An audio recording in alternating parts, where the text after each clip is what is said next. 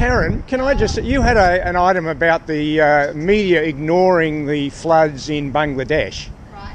You mean I tweeted about it? Yeah. America, actually, where they were ignoring it. Is it fair to say that the population of Bangladesh has skyrocketed in recent years? Wouldn't it be wise... Wouldn't it be wise for them to look after the keeping the population down so that the impact of floods is diminishing? Okay. Mr. Thompson. I thought Jackie Lambie's commentary was cogent and well reasoned. I'm very well, Shane. Possibly a bit counterproductive. Look, I'm all in favour of renewable energy if it's feasible, affordable and is on tap when we need it. I want to keep the lights on and I want industry to flourish. I'm glad that you stood up for the alternative view. Well, that's right. I mean, at the moment, renewable, insofar as you can use them, that's fine. But we've got to have reliable energy, and at the moment, that's coal and gas. And that's why Victoria and South Australia are in trouble and the other states are in less trouble, because South Australia and Victoria rely much more on renewables. Hazelwood and Victoria and Northern and South Australia having gone out and welcomed by the government. Mate, a few years ago there was debate in Victoria about whether they're going to build a dam on the Mitchell River or do a desal plant, and the government decided to build the desal plant. Do you recall that decision-making process being in train? I recall the desal plant being built. I don't think they've built a dam in Victoria since I was living here in 1960, in the 1960s. That's part of the problem. The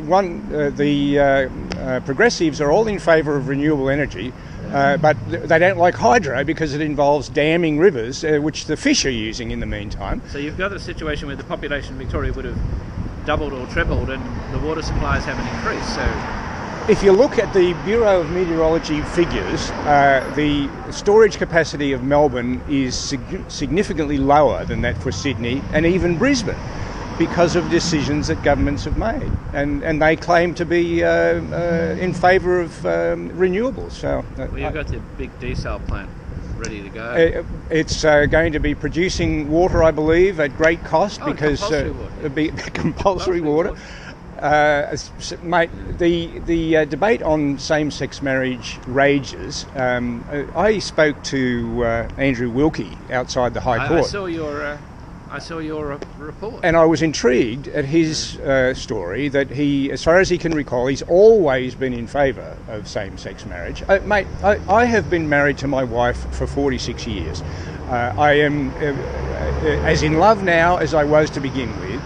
But there's always the inevitable battle of sexes.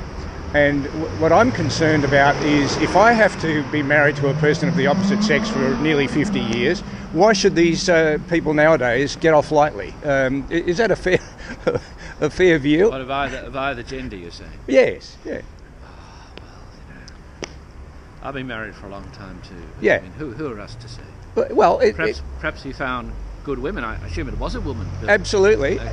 And the thing is, I'm perfectly happy with an outcome from a vote as long as people have the opportunity to vote.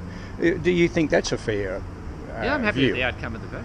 I mean, I think whatever the outcome is will be accepted and should be accepted. I don't know what the outcome will be, but I think it should be accepted. I think it would have been better if we had the full plebiscite, which would have been like an election.